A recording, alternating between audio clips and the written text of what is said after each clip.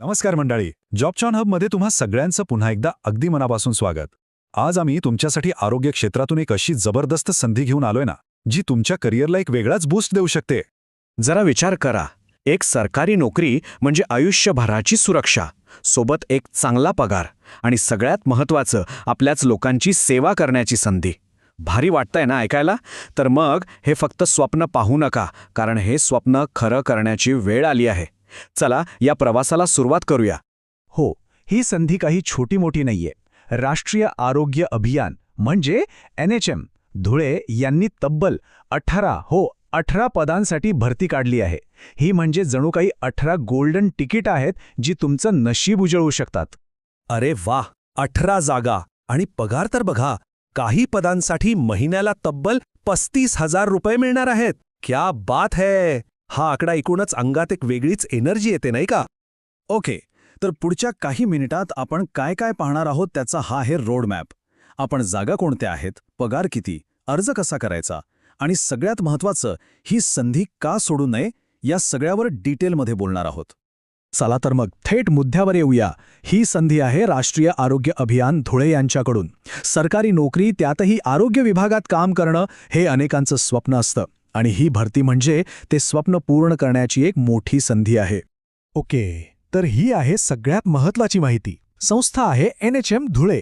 एकूण 18 जागा आहेत. नोकरीचे ठिकाण आहे धुळे. पगार आहे 17,000पासून ते 35,000पर्यंत.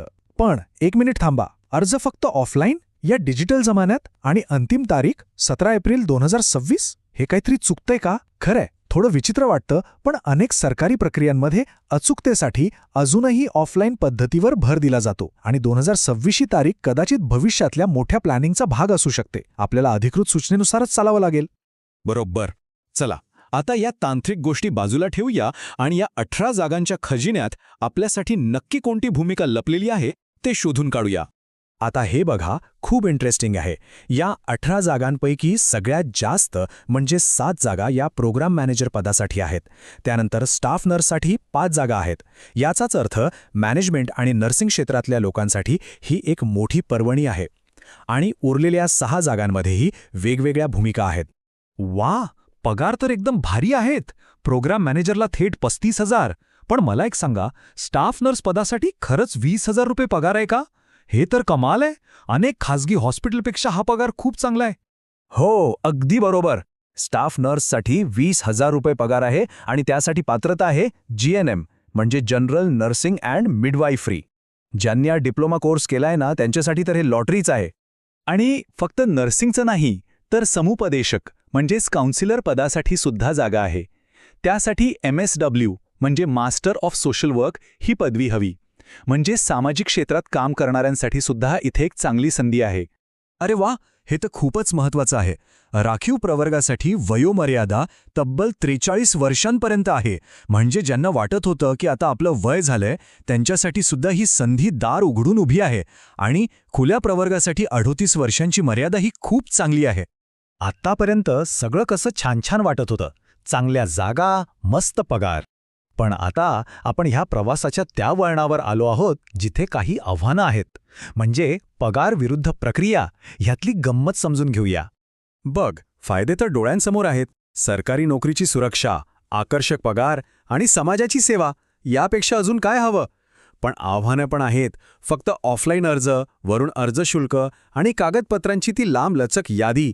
थोडं किचकट आहे हे. खरंय, पण थोडा विचार कर. या सगळ्या त्रासाच्या पलीकडे जी संधी आहे ती खूप मोठी आहे. थोडी मेहनत केली तर फळ आयुष्यभर गोड लागणार आहे. आणि हो, अर्ज शुल्काकडे अडथळा म्हणून बघू नका. खुल्या प्रवर्गासाठी 150 रुपये आणि राखीव प्रवर्गासाठी 100 रुपये. हे शुल्क म्हणजे त्या मोठ्या किल्ल्याचं एक लहानसं प्रवेशद्वार आहे, जे फक्त खरंच इच्छुक असलेल्या उमेदवारांनाच आतमध्ये येऊ देतं. आणि ही तारीख आणि पत्ता डोक्यात अगदी फिट करून ठेवा. वेळ कुणासाठी थांबत नाही. 17 एप्रिल 2026 संध्याकाळी 5च्या आत तुमचा अर्ज दिलेल्या पत्त्यावर पोचलाच पाहिजे. ही डेडलाईन आहे, त्यामुळे अजिबात दिरंगाई करू नका.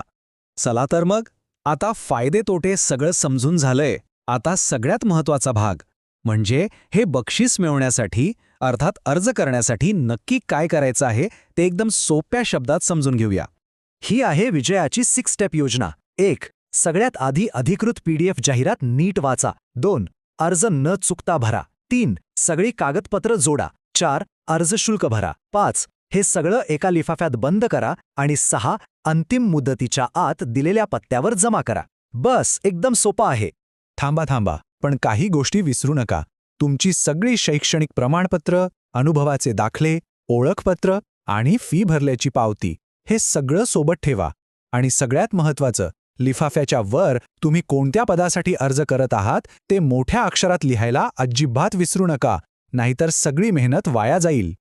ठीक आहे, अर्ज कसा करायचा हे तर कळलं, पण थोडं याच्या पलीकडे जाऊन विचार करूया. ही फक्त एक नोकरी नाहीये. या संधीचा आपल्या आयुष्यावर आणि समाजावर काय चांगला परिणाम होऊ शकतो हे समजून घेणं जास्त महत्वाचं आहे. अगदी बरोबर. ही फक्त पैसे कमावण्याची संधी नाही. या कामामधून आपण महाराष्ट्राच्या आरोग्य व्यवस्थेचा एक भाग बनतो, लोकांच्या आयुष्यात थेट बदल घडवतो आणि हे करताना स्वतःसाठी एक स्थिर आणि सन्मानजनक करिअर घडवतो. आणि शेवटी निवड कशी होणार? तर इथे 2 मार्ग असू शकतात. एकतर अर्जांची छाननी करून लेखी परीक्षा आणि मग मुलाखत घेतली जाईल, किंवा दुसरा मार्ग म्हणजे थेट मुलाखतीद्वारेच निवड होईल. त्यामुळे आपल्याला दोन्हीसाठी तयार राहावं लागेल. तर मित्रांनो, सगळी माहिती आता तुमच्या समोर आहे. पदं, पगार, प्रक्रिया आणि ह्या कामाचं महत्त्व.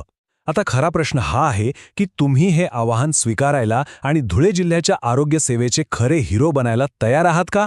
अधिकृत जाहिरात आणि अर्जासाठी nrhm.maharashtra.gov.in या वेबसाईटला नक्की भेट द्या. जॉबचीज ऑन हब पाहिल्याबद्दल तुमचे खूप खूप आभार. जॉबचीज ऑन हबला सबस्क्राईब करायला विसरू नका. भेटूया पुढच्या वेळी एका नवीन संधीसोबत.